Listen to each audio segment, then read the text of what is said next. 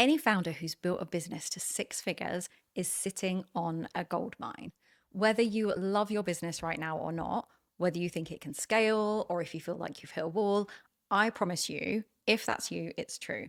Hidden inside your business, you have the key to how you can scale much faster with half the stress. You just haven't found it yet. But we're going to change that today. And how do I know this? Because I see it week in, week out with the founders I support.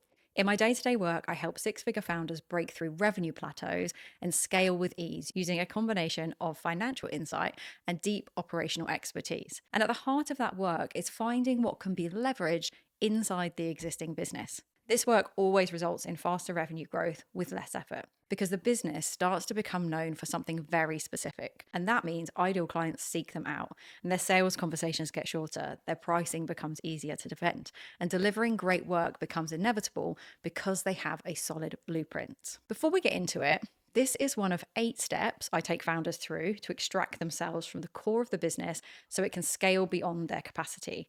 My full playbook that covers all 8 steps is in the description. Make sure you grab a copy so you can see how possible this is for you. So let's talk about what's happening for you. What I want you to see today is that somewhere in your past work, there is a pattern. There's the work that you do that energizes you, that makes solid profit, that gets incredible results, and creates raving fans. This is your gold. It's the detail you need to find and start leveraging with intention. And once you know what that is, every decision across the entire business becomes very straightforward. Today, I'm going to walk you through a framework that will reveal what that is for you. It's an exercise you can do right now with the information you already have, and it will take you less than an hour. So I'd love for you to do just that. I'll keep telling you when to pause me, and by the end, you'll be really clear on what to double down on and also what to consider stopping doing. Before we get into the framework, let's take a second to talk honestly about what's probably happening in your business right now. You've got a set-ish service that you provide, but in and around this, you've been saying yes to good opportunities as they come. For example, if a client needs a slightly different type of work and you can do it, you say yes. Then another client needs something slightly different again. It's close enough to what you do, so you say yes to that too. And over time, you've built up a portfolio of work that's all broadly in the same area, but with some definite differences. Different client types, different scopes, different problems you're solving, different ways of delivering. And because you're capable, you make all of it work. You deliver good results. Your clients are happy and the revenue keeps coming in. But here's what started to happen. You look at your business now and you can't quite see how to scale it any further. Because when you think about hiring someone, what would you even hand to them? There's no single process that covers everything you do. Or when you think about marketing, what do you say? And when you think about extracting yourself from delivery, where would you even start? Your message has to cover too much ground to be really sharp because every client wants something slightly different. So you stay in the middle of it all and the business grows, but only as much as you can personally handle. And that's the problem those small variations cause. And it's incredibly common at this stage of growth. The good news is that you don't need to start from scratch. You don't need to blow everything up and pivot. You just need to look at what you've already built and ask, which of this work should be the blueprint for everything going forward? Because I promise you, there is a pattern in there. And once you know what it is, you can start building around it deliberately instead of hoping the next client will be one of the good ones. That's what this exercise today will do. It will turn your scattered experience into clear direction. All right, let's get into it. So your magic, the work that's genuinely scalable, sits at the intersection of 4 things. The first is what you genuinely enjoy delivering. Not what you think you should enjoy, not what looks impressive, but what actually energizes you. Because if you scale work you hate, you just build yourself a bigger prison. We're not going to do that. 2, what's actually profitable? Not just revenue generating, but profitable. After you factor in the time, the scope creep, the mental load, the team costs. Some 10K projects are more profitable than 20K ones. You need to know which is which. The third one, what gets your clients the best results? So where do you create transformation consistently? Where do clients rave about your impact? This is your proof, and that proof is what makes future sales easier. We want more of this.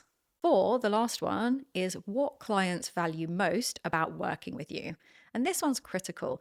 What you think is valuable and what they experience as valuable are often different things. You might think they hired you for X, but what they really valued was Y. And you need to know both. When all 4 of these overlap, that's your magic. That's what you double down on.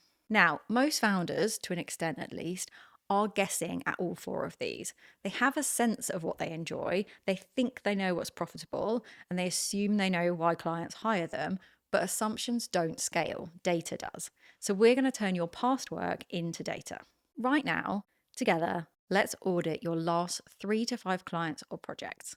I've attached a link to a worksheet you can use in the video description. Pause me, grab that, and then come back and we'll do this together.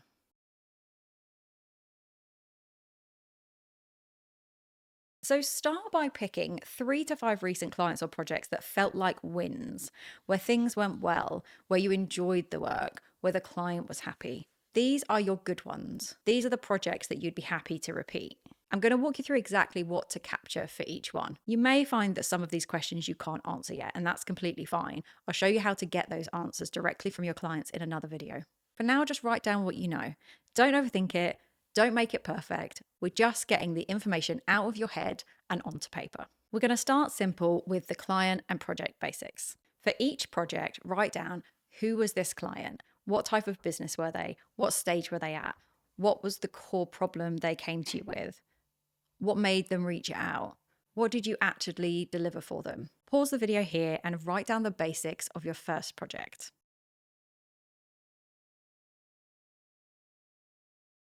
In section 2, let's get into how this work felt for you. What did you genuinely enjoy about this work? Not what you think you should have enjoyed, but what actually energized you.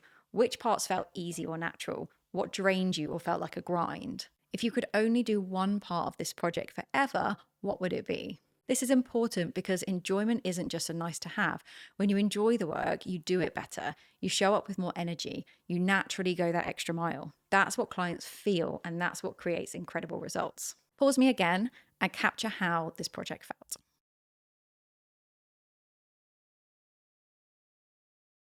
Now on to the money question. And I want you to be really honest here. What did you charge? How many hours did you actually spend on the project?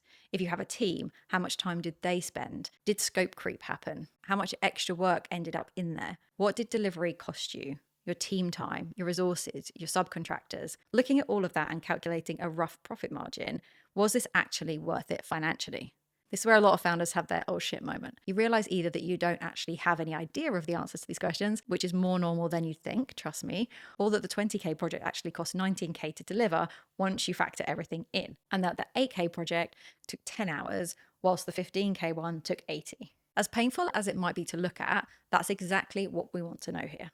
Pause me and be brutally honest about the numbers. Even rough estimates are useful here.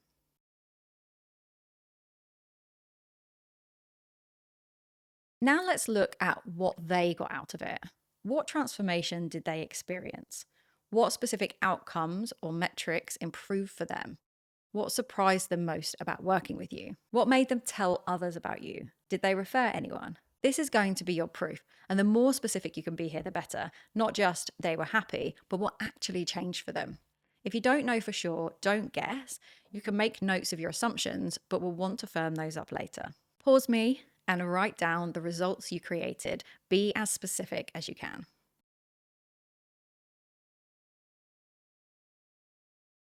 Now, this last section is one where I'd expect you to have some gaps in your knowledge. These questions are about the client experience, and you might not fully know the answers. That's okay. Write down what you do know and flag what you need to ask them about.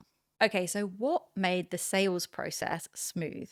Why did they say yes? What made onboarding smooth for them? If you're not sure, note that you'll need to ask them. What made delivery feel easy from both sides? What kept them engaged throughout? If they could change something about the experience, what would it be? And what would make them refer you? Pause me once more and write down anything you can answer here. Flag the things you can't.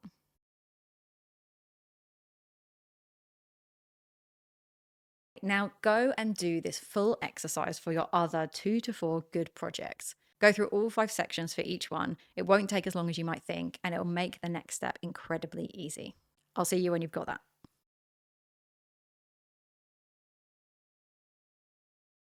All right, now you've got detailed notes on 3 to 5 of your best projects.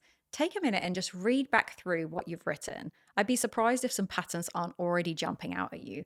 Maybe you're noticing that your most enjoyable work was all with a certain type of client, or that your most profitable projects all have the same delivery model. That immediate recognition is valuable, so note down anything that's already clear to you. But if you want to do this exercise thoroughly and get the most from it, you also need to recognize that you're probably too close to your own work. Your brain wants to see all of it as important, and you might miss the patterns, or you might give more weight to something because it's fresh in your mind. So we're going to combat all of that by using AI to give an unbiased, thorough analysis. So open up ChatGPT or Claude, whichever you prefer, and start a new chat. I'm going to give you a prompt that you can copy directly, attach your notes to it, and then let the AI do its work. What you're going to get back is that outside perspective on your own work. No emotional attachment or assumptions, just pattern recognition based on the data you've given it. And this is usually where founders see things in a whole new light. It often feels obvious, but that's a great thing, as it means it's highly doable. Maybe the AI spots that your best results all came from clients at a very specific stage, even though you've been marketing to a much broader range. Or it might notice that the projects you enjoyed most all had one particular element in common that you'd never consciously recognized. Or it points out that your most profitable work follows a commercial model you've only used occasionally. That objective view is gold. And with that, you've just done something most founders at your stage never do. You've stopped guessing and started looking at the truth your own data is telling you. In another video, I'll help you use these insights in a way that transforms your business growth. But for now, don't let it sit in the drawer. Think about how you can start using it to strengthen your business. As a pro tip, I'd also recommend doing the same exercise for a few of your difficult projects, the ones that drained you, where profit disappeared, and where clients were challenging. Go through the same sections. What made them exhausting? Where did profit leak? What red flags did you miss? And then ask your AI to analyze these in the same way so you know what to filter out going forward. Because knowing what to say no to is just as valuable as knowing what to say yes to, sometimes even more so. Okay, you wonderful human, great work. As I said at the start of the video, this is one step of 8 that allows founders to extract themselves from delivery and scale the business without them being the bottleneck. If you want to see that full roadmap, including what to do after you've found your gold, grab the Founder Extraction Playbook in the description below. It'll walk you through all 8 steps so you can build a business that clients trust for what it delivers, not because you're personally doing everything. The link's in the description. And if you need any help with this, you know where I am.